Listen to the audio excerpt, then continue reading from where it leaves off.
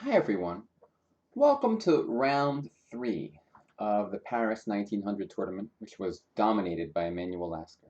In this game, Lasker is white, and I'm going to give you guys a multiple choice question. I'm going to give you guys 3 choices for black, and you should pause your video and figure out which choice you prefer. So choice number 1, let's take a look at this position. The material is even, but white is simply attacking the a7 pawn. And we should just simply go a6, save that pawn from being captured. And black has a totally fine position, because if you look at white's king on f1, the king is exposed, and there's no reason that black should be worse there. That's choice number 1.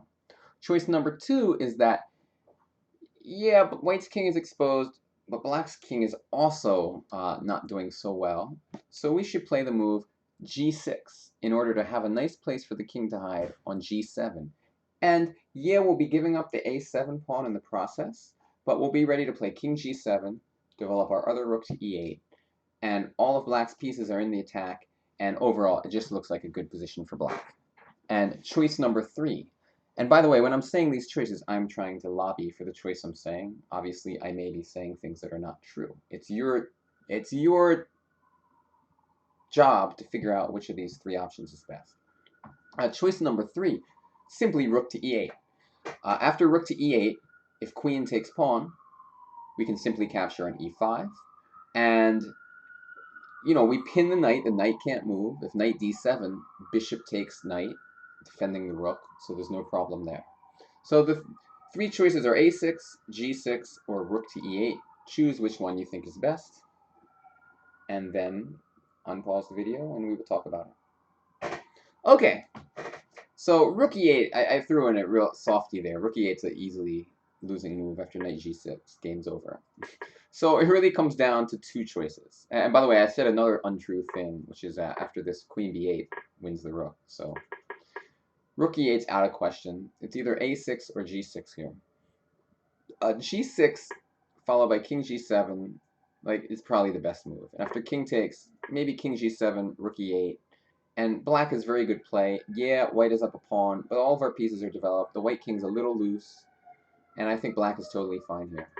In the game, black, forgive the fire truck in the background, black was a little too materialistic and played the move a6.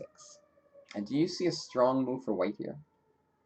And it basically takes advantage of the fact that black's king has not many good places to go. Black's king is actually weak. So pause your video, try to find it.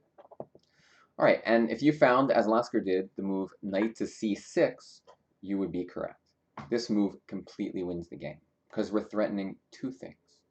Number 1, we're threatening knight takes a rook. Well, first of all, if queen takes knight, queen check, followed by queen takes rook. I think this is what actually happened, and white won easily. But after, okay, so we're threatening to take the rook, and then when the rook moves, let's say to c8, queen c5 check, king g8, and knight e7, followed by either knight c8, or if you put the rook somewhere else, you can just take on f5.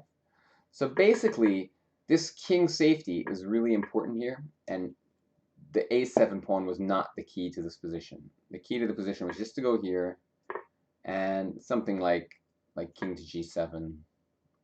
And black, yeah, is down a pawn, but your king is loose, and it's always going to be loose. There's no way it's going to be safe forever, because it just has no pawn cover. So you're just going to have to worry about it the whole game. But instead, Mieses played the move a6 and went down in flames. So thanks, guys, for watching. And by the way, I forgot to mention, Lasker won round 1 also, so he's now 3-0 after the first 3 games. I will see you tomorrow with another game from this tournament.